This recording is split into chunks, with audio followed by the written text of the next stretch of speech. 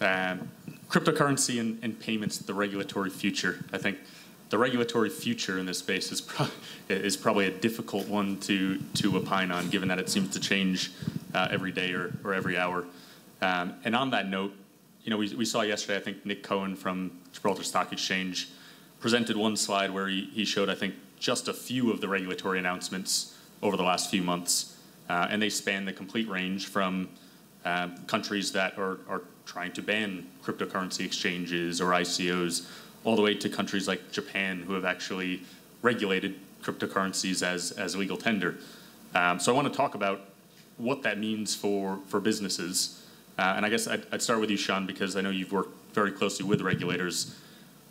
What do you think of the regulatory future of cryptocurrencies and how they can be used for payments? And how can businesses start to make sense of the different regulations that we're seeing come into place from different countries? Oh, that's very simple. Come to Gibraltar, where it's all laid out very clearly. Okay, so I think in most jurisdictions it's recognized that there's absolutely no point in trying to regulate the technology per se, and no point in trying to regulate cryptocurrencies. I think any regulator, any serious regulator in financial services in the financial space understands that you regulate the businesses and the conduct and prudence of the businesses that are engaged with a particular activity, and that's certainly what we're doing here in Gibraltar. For those who may not have heard yesterday, from the 1st of January next year. I think that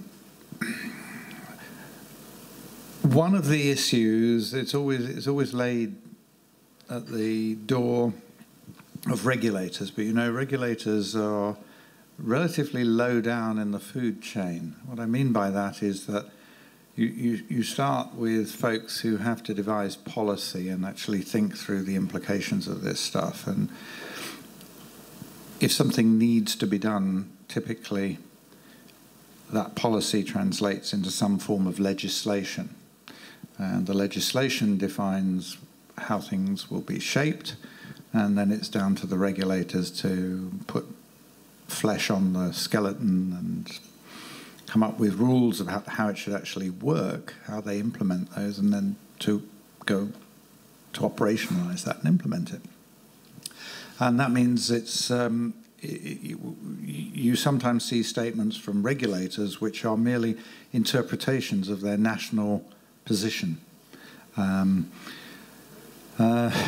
that, you have then to add kind of geopolitical issues. So you mentioned China, for example, trying to ban cryptocurrencies. But if you've spent any time in Chinese area of influence in large parts of Asia, you'll understand that a lot of what goes on in China has to do with the political environment.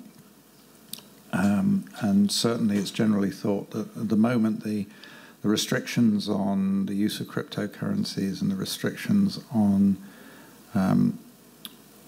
token sales has very much to do with the sort of 5-year change in the leadership and wanting to have a period of financial stability and not let something blow up on price in this particular space. And so you have to overlay all those different things, and that's why we see this different pattern. You mentioned, for example, Japan. Japan, I think, has been very progressive, and you might say, well, there's another geopolitical reason for that, Mt. Gox. They were the first to be hit with a problem, so of course they've thought about it ahead of the curve. But they've only looked very narrowly around cryptocurrency businesses. Haven't actually made it legal tender. In other words, legal tender is that stuff that you are required to pay with in order to meet to obligations, debts, typically to the government in the form of taxes and so on, but also commercially. But what they have said is it's perfectly legal to use it for payment, and that's very encouraging. That's a strong statement. And they've started to license virtual currency exchanges as a category in its own right. That's also very positive. I think regulators generally struggle with two things at the moment. One, it's all moving rather fast. In regulatory terms, it's moving rather fast.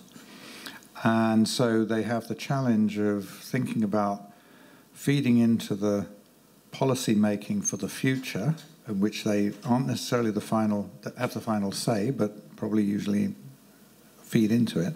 And at the same time, having to interpret whatever the laws are at that moment in time, plus any other like political considerations and so on. And that gives you this patchwork, this different approach. I think that will settle down. I think we've got a direction of travel, and if you take a sort of 5-year time horizon, you'll see a convergence of approach across most of the world, and we'll be having quite a different conversation then than we do today. And as hard as that makes it for, I guess, new businesses getting in the space, Felix and Craig, I mean, you guys are leading existing businesses that have to, in different ways, deal with this patchwork of regulation around the world, because obviously you're serving customers in various markets. So what sort of challenges does it present for you guys, and how are you dealing with these very different and disparate regulations in different markets? So first and foremost, all of these changes is good for the payments community and the financial services community in a broader perspective. If you're not meeting challenges, then your business isn't really succeeding, right? If you're not pushing those barriers and forcing change, and change comes from demand comes from a need, because the current services out there for consumers are broken, and that's what's driving adoption. I think where the regulator plays an important part, and the fact that the regulations do vary by markets, is down to us to work out how to come up with the best practice. Somebody talked yesterday about setting a kite mark, or self-regulating, or setting your own standards, right? I think that works from a technology point of view, but when you start moving into consumer rights, protection, accountability, that's where regulators play an important role. And I think as long as a business you recognise that if you're going to operate in this space, that regulation is good. Sean, you're right. Regulation's never going to keep up to speed with the rate of change, and even more so in the industry that we find ourselves today in the DLT space.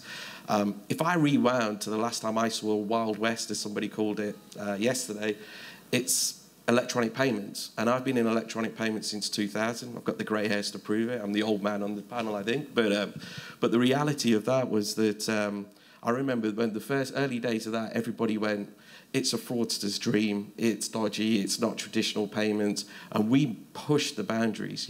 Mobile banking was born out of there, contactless payments was born out of there, peer-to-peer was born out of there, cost-effective money remittance through card services was born out of there. All of these things that you see as, given products today, matched by, consumer need, demand, creating competition, competing against the current incumbents. Regulators have had to almost catch up with that. I think back when there was the e-money directive, all of these changes drove the need for the payment services directive, and we're now moving to the second iteration. Yes, they're all challenges, but if we're not in this sector to overcome those challenges, and I think we have to work together as a community to address some of those and bring some uniformity ourselves, then we're probably making the problem harder.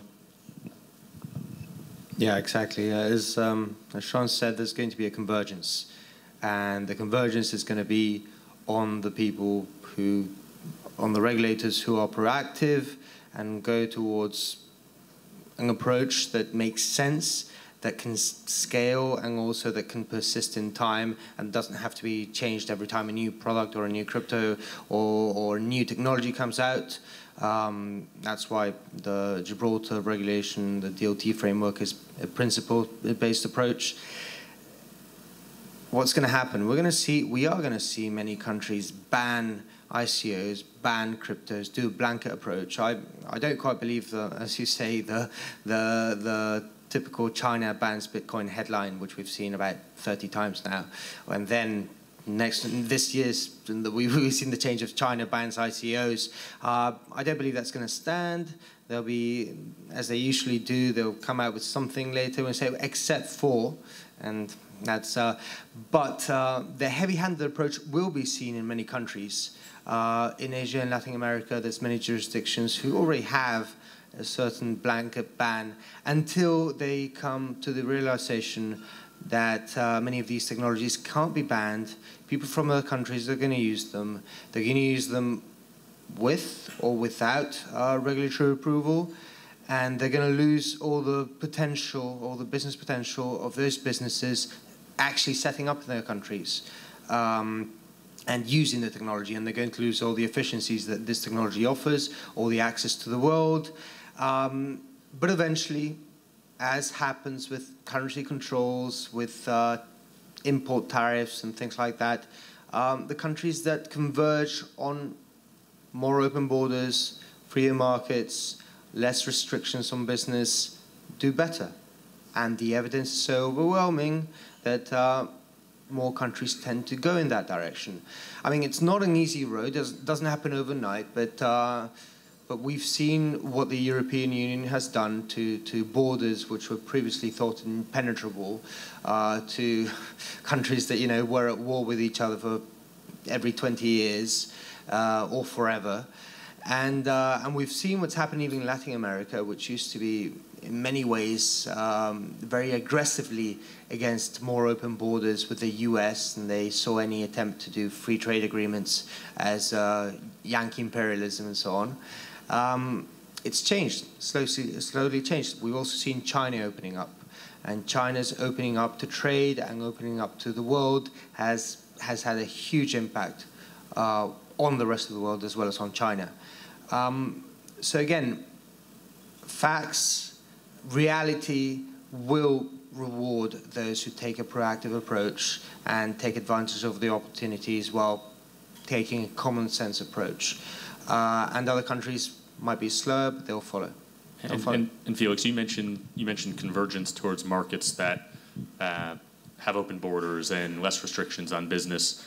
I know we've spoken privately many times about our thoughts on where that convergence or consolidation takes place, and actually talking about regulatory requirements around it, and convergence towards both regulatory jurisdictions and businesses that adopt higher standards of regulatory requirements, things like AML and KYC. And when we talk about cryptocurrencies, I won't call it a benefit or a downside, but one of the known characteristics is the ability to transact in or hold value anonymously. Mm-hmm. And when we talk about applying cryptocurrencies to payments, is it realistic for cryptocurrency supporters to think that there can be real mainstream adoption while still maintaining those characteristics of privacy and anonymity? I actually think that because of the speed at which you can download a simple app compared to the compliance onboarding that regulated businesses must go through, in many countries, mainstream adoption will only come with the simplest type of product that is not necessarily anonymous, but doesn't do KYC, doesn't do AML, doesn't do anything more than pay and receive.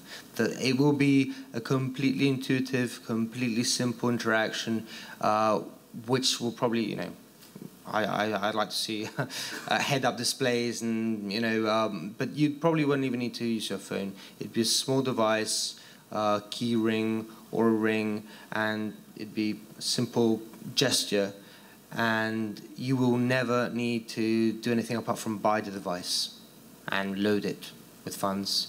We'll probably see payments in handshakes, and the only way to do that is either to really put in the back end, hide in the back end all the verification and all the compliance, and make the user completely oblivious to it, or simply not to have it. And in some countries, we will put the compliance in the back end. We will do all the necessary checks and ID verification without the client even. We'll connect to other systems which already have it, so we don't need to be doing it every single time.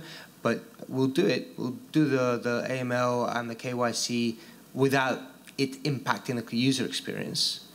And in other countries, they will just have that back end empty, and we'll just have only the user experience without the KYC and AML and checks. The convergence on that side will take so long, especially in the third world, especially in poorer countries, that it might be left out completely, actually, and we in Europe, in the US, and so on, might have to catch up with Africa on this. I mean, I'm thinking ahead. It's not what's happening now. What's happening now, obviously, is the countries that have more internet connection have faster adoption, even though, I don't know, other countries might have a more urgent need for what this technology can offer, but they have fewer people online. So, or with slower speeds, or with worse devices, so they're adopting more slowly. But this will turn a corner, as we saw with mobile phone adoption, where they overtake us. And we'll see people in Latin America, in Asia, in the poorer parts of Asia, not just China and so on, and in Africa, starting to use this en masse, almost overnight. And suddenly, you know, you go to many places in Africa, and people have 4 or 5 mobile phones, and for them it's point of pride. And I think we'll you're see right. that happening. I think you're right, and it potentially poses some other risks where if you have markets like Africa or Latin America that start to adopt cryptocurrencies for payments without KYC, what does that do for other regulators in Europe who see that happening and potentially get scared off? And I think, so Kriya, you run a licensed e-money institution here. You have to deal with KYC and AML requirements. How do you start to sort of bridge that gap between your business, where you have very strict rules that you have to follow? You're trying to support an industry that's maybe coming from the opposite extreme, where it's coming from no KYC but has to adopt certain levels of it in order to bridge those two financial worlds. How are you having those conversations with potential customers? So I don't think we live in a world where there is no KYC, right? I actually just think there's different mechanisms, there's different models, there's different ways of identifying someone. Felix is right. In the developing world, the infrastructure isn't there that exists in the developed world where I play. So KYC for me is very strictly governed, and I follow those policies. And for users that we support, it's pretty seamless, right? There is enough infrastructure there and ease of use and electronic interfaces that allow you to do that pretty simply. In the developing world, where that lack of infrastructure exists, is where you see the true innovation, and it's the thing that I find most interesting. So, I've spoken to financial institutions in India, for example, where backed by the government, and the move to erode the cashless environment that's existed there culturally, historically, because there was nothing else, because of the infrastructure, is now being moved towards electronic IDs, biometric-driven aspects. Now you think, how can you do that in a developing world? But you can do it very easily because they're using mobiles. They're using things that are not traditional identifiers, but work incredibly effectively. So for me, when I look at bridging that gap, I talk to European regulators going, okay, you don't need it now, but going forward, that's what's going to supersede identifying and addressing AML risk and traceability on payments through any networks. Because we talked about the regulatory convergence, but I actually think there's payment system convergence that's also moving alongside this. So you look at the current incumbents, you look at SWIFT, they're trialing on the blockchain because Ripple scared the pants out of them. And then you've got central banks across the world that are already running trials. Then you've got banks through R3 using some consortium-based approach to try and see how they can utilize the technology. Why are they doing that? Because they recognize they've got an inefficient, lack of future-proofing, expensive solution that's being pushed on the customer, and the customer pays it because they don't have any options. And I think pushing those boundaries, whether it's identity, whether it's privacy, whether it's a more efficient network to transact, they're all important factors, and it'll be customers that drive that change, or demand for those products that drive the change. I think this is the first time in the financial services ecosystem where it's almost a watershed moment that the technology is changing at such a rate of pace that everybody else is now really showing attention to that. And the fact that regulators are looking at it, I think the Gibraltar approach, it needed a jurisdiction like Gibraltar to take that step, because you're not going to get huge recognised countries across the European Union making those steps. You look at Asia and you've got, I would look at maybe Singapore or somewhere like that, that will be the springboarding location. You always need somebody to be brave in this space, but I think what it does is it takes you from the baby steps that we've witnessed over the last 7 to 10 years in this space to the first giant stride. I truly believe that this is a game changer for the industry, and the flexibility in the approach and running it back to individual business cases and what you're doing to take forward as a product is probably the most important factor in there. And with that, so Sean, you sit in a slightly different place where you're actually helping regulators try to make sense of what's going on. How are you advising regulators to deal with sort of these issues that they're familiar with, which is AML, KYC, source of funds? How are you advising regulators to actually handle those concepts in the context of cryptocurrencies, where you do have different challenges? I'm not sure that the challenges are so different. In fact, I'm not sure that crypto is very different from the fiat world. You know, there was cash for an awful long time in one form or another, and banks as and cash was a peer-to-peer payment method. That was the only way to transfer value until relatively recently. You know, commercial banks are only a few hundred years old. Central banks, and the oldest one's only about 300 years old. So that whole notion of an alternative way of affecting payments is without the transfer being peer-to-peer is itself a relatively novel approach. And if you think about anti-money laundering and countering terrorist financing, this isn't a topic that's been created by regulators. This is a matter of public policy, a matter of public good, as it's perceived, to go after the money and therefore stop the flow of bad money. I mean, I'm trying to find a simple way of just refining it from and then you have all the challenges of the systems you have to set up. Well, you know, hey, cash is peer-to-peer. It's anonymous, right?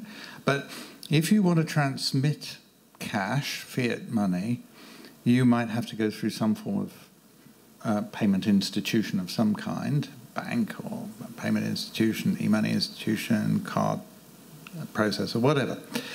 And as a gateway business, they are in a position to apply this body of regulation around anti-money laundering and countering terrorist financing. And if you have those intermediaries, in effect, that you can apply some rules to, and they can be the valve, if you like, then really it's exactly the same as in the crypto space. Crypto is a peer-to-peer payment method, but as a peer-to-peer payment method, you don't need any intermediaries. But there are some extra services and some extra stuff that you need to make life easier. And for regulators who have the job of enforcing that public policy that's been represented in legislation or standards that are set by the Financial Action Task Force that enable countries to recognize each other comfortably around money laundering and so forth, then hey, they're just the same kind of intermediaries that you can say, we'd like you to be the valve and do some of the regulating that a valve does to affect that public good. It's a parallel. It's not so very different. I think that when you're looking at some of the huge benefits around blockchain that are not, and I said this yesterday, that are not directly financial but indirectly financial, identity is the really big one. You know, blockchain is an ideal technology for dealing with identity and distributing that record of truth about who somebody is, or indeed who a particular organization is. I mean, it's not just about people. And if you can apply blockchain as a technology to plug in, and this is one of the reasons yesterday I asked a panel a question about where did they see interoperability in all of this. It wasn't just about financial interoperability, because if you've got blockchains that handle identity and they can easily plug into systems that are being employed in the financial space, you solve a huge amount of problem around AML and CFT in terms of practical challenges. Blockchain is the answer. And Gibraltar, you can get regulated from the 1st of January. And I think you're absolutely right. Even beyond ID verification, I think one of the things that we probably all learned over the last year or two is the wide range of benefits that can come out of blockchain technology that are non-financial. But it takes you back to sort of the very early days of Bitcoin, which was created to be a peer-to-peer electronic cash system, a mechanism for payments.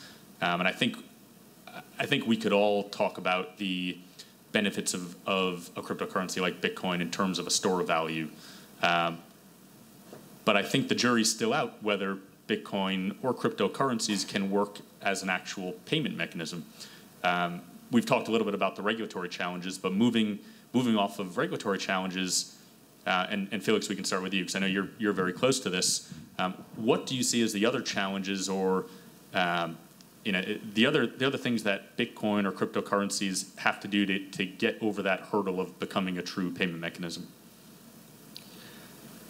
Well, first of all, let me say, Brent, that if it fails as a payment mechanism, it will eventually fail as a store of value.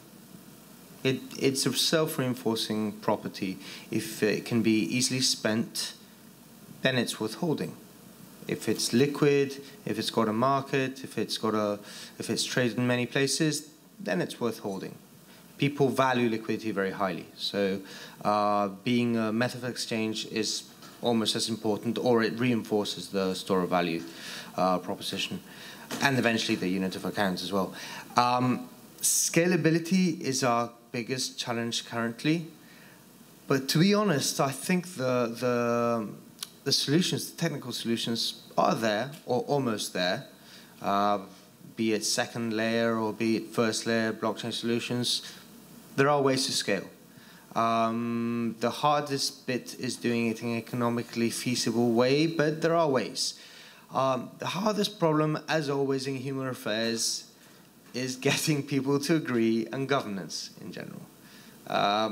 Human-created problems are always about getting people to agree. And I find the Bitcoin decentralized, no leaders governance a wonderful experiment that's fascinating to watch. It's got lots of drama. It's got lots of strong personalities. It's got all kinds of the scaling debate has been, I could never imagine people would get so passionate about one parameter in a bit of code, but they do. And as usually happens with specialists when they bicker, and with academics when they bicker, they become very, very rabid and enthusiastic about it.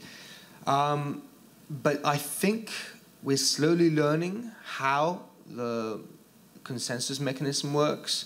We're slowly learning that the drama is part of it. It's maybe a sideshow, but also a learning mechanism. It's a way for people to realize what's going on.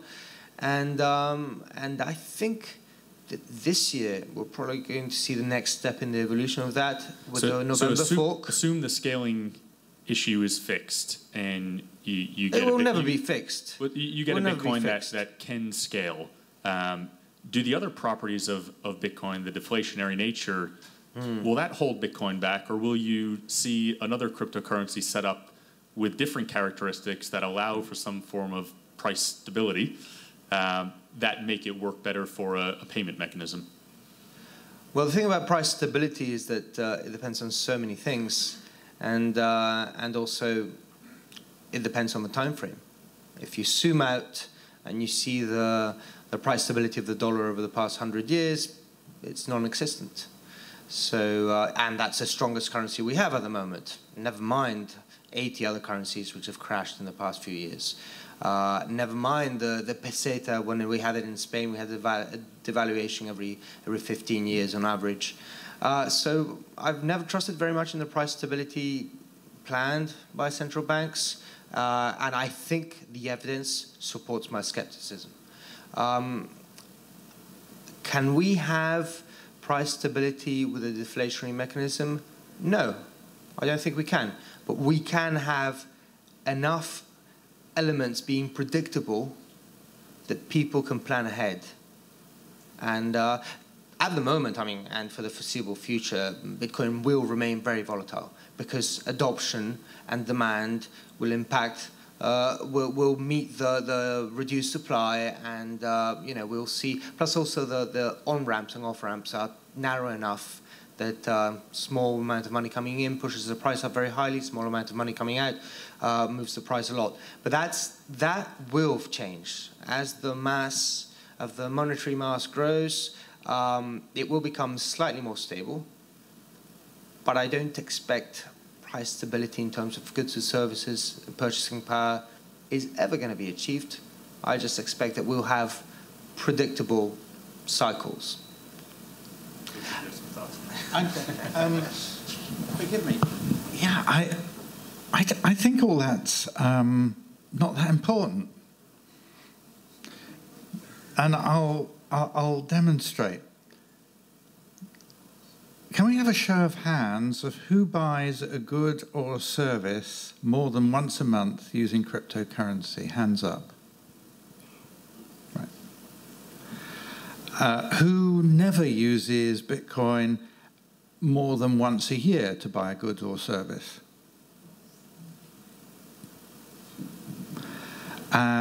So we can honestly say that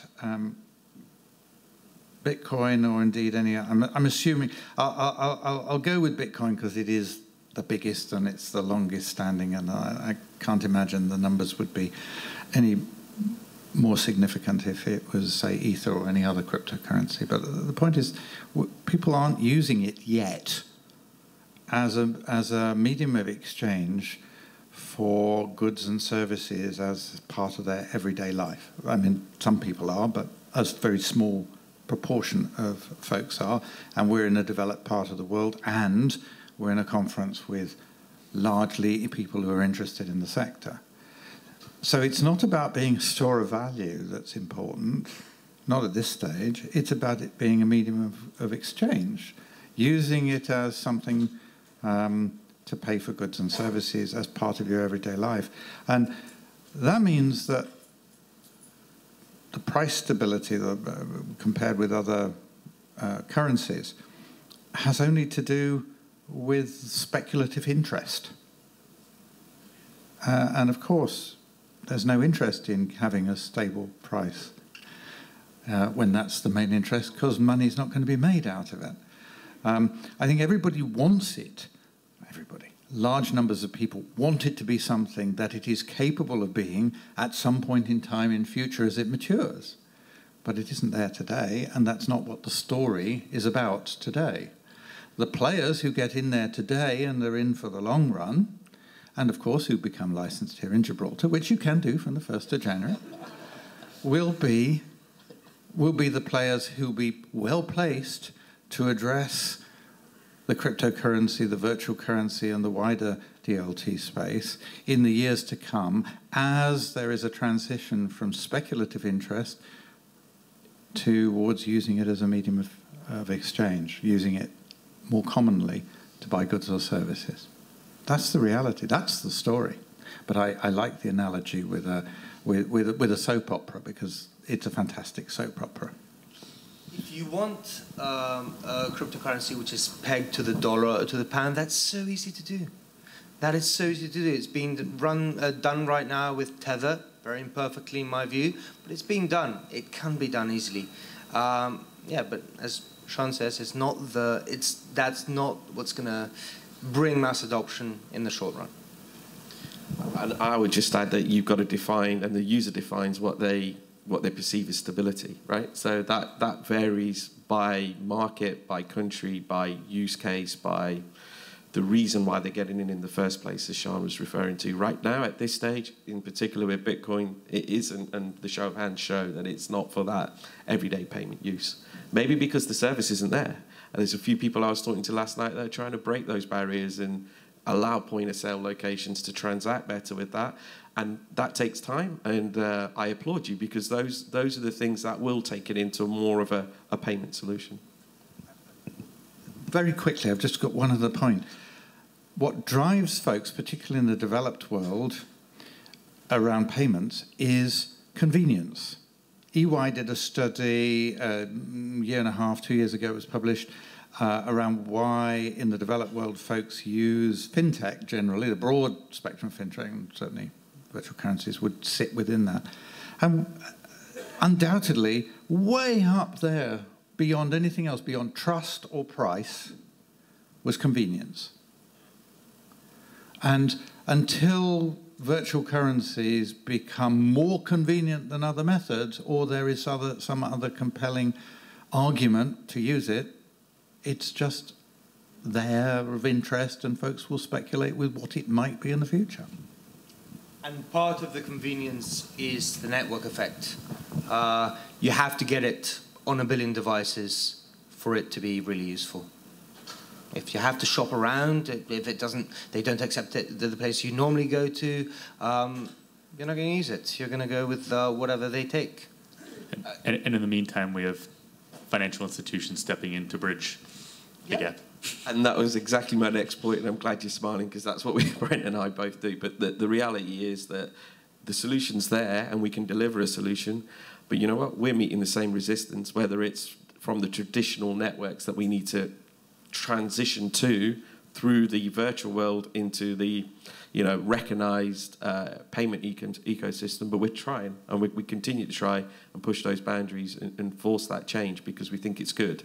And I think it's another key milestone in the development of the blockchain, in particular when it comes to currencies. So I've gotten the time signal here, and we've got some very bright people here who are working with live operating businesses in this space. So I do want to make sure we open it up for questions from the audience. Does anyone have any questions?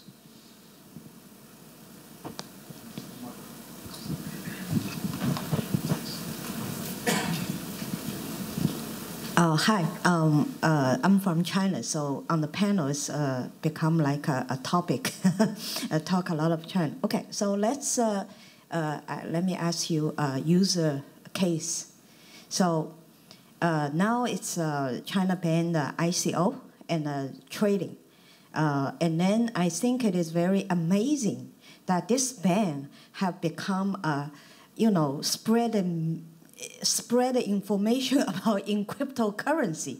I think there are 5 million people in China that regularly is buying, the new ICOs or buying Bitcoin and all sorts of ICOs. If you look at a certain ICO that raised $20 million in 6 minutes. You know why? It's because Chinese grandma is buying like crazy, okay? Grandma. Okay, grandma is not a terrorist, and it's not a drug dealer. They just, Chinese grandma, let me explain a little bit, has a lot of money. Because we, in our tradition, even your mother don't need money. As a kid, we always give mother money. Only mother, not father. Okay, so grandma is your coin buying forces, right? So then actually grandma don't need that much money because you keep on giving her, so she has a lot of savings. Then she think in China, we are a vastly growing economy that a lot of people quickly become middle class, as a developed nation. Then the grandma, because their kids are doing well, so she become very rich in a way because your kid give you money, right? So then they realize we have inflation, right? Our housing price is going up like, crazy. And then we realize, these grandma are pretty smart. They realize that if I don't put my money in certain, inflation prevention vehicle, I'm going to be robbed, right? So they buy house. So the Chinese real estate is going up. Then the government say, okay, it's ridiculously high. So they say each family only can buy one house, because the house is not for you to stir fry. It's for people to live, because young people is not going to afford house anymore because it's going so high. Then guess what they do? They go overseas, go to Toronto, Vancouver, Dubai, and London. Buying, and then they hate us Chinese. Well, because they drive you out of certain neighborhood, because if you are living in Toronto, then you say, some Chinese want to buy your house. There's a bidding war. Maybe 10 people want to buy. So I think what you're describing is similar to a lot of jurisdictions. And I know, Felix, in your business, you see a lot of volume come from jurisdictions where people are concerned about their savings and the devaluation of their savings. Yeah, so I don't think it's... So the next thing they do, they start to buy in cryptocurrency. So that's why, buying houses, very complicated. And now China has a foreign currency, like a control at this moment. So you don't see the money coming out anymore. So guess what? They, Dubai and London start to say, we accept Bitcoin, right? So that's what I'm saying. So if our platform come in where there's a lot of in cryptocurrency on it, the grandma bought a lot of it. So we need to trade for them, right? So when they want to get into cash, and actually I was discussing with you yesterday, you say, can a grandma get a card that is a Visa or whatever? So how do this jurisdiction here help our client, right, which is our Chinese grandmas? For sure, they are not bad people, and they get their money very legitimately. How will they help them to get from in cryptocurrency to fiat money? But the question is the Chinese government going to look at that and come knocking on the door of the regulators in Gibraltar and saying, hey, what are you doing? Why are you allowing them to skirt our currency controls? And obviously we can't have that happening, so it all depends on how much. Once the volumes become high enough to be perceived as a problem, even if the regulation in principle allows that flow, in practice it will bring reputation risk, it will bring regulatory risk, and it might force, if we allow it to become a problem, it might force Gibraltar to change its regulation to not have a problem with China. So eventually regulators in China do have an influence outside of it, and I would say that, you're talking about the value of cryptocurrency being a global tradable commodity, and then talking about operating from a location where government is restricting your ability to do anything on a borderless basis. And I think that's bad, but is it going to change? I don't think it is, right? There's a real drive to try and keep that money within the Chinese ecosystem. There's been a lot of misreporting of wealth and value coming out of China at a corporate level, and a lot of action taken in that respect. It does bring challenges. From a technical point of view, it's totally doable. From a regulatory point of view, there are a lot of barriers to overcome before you can find a seamless movement of that. It is going to be challenging. Well, I'm a grandmother. I've got 17 grandchildren. I don't feel particularly rich, and I certainly can't afford to invest wildly in ICOs. Because they don't send you money. I am thinking, however, that instead of moving to Gibraltar, I might move to China, and then my grandchildren will have to fund me, and with 17 of them, and I can rent some out if anybody wants some. Then you can buy loads of ICOs.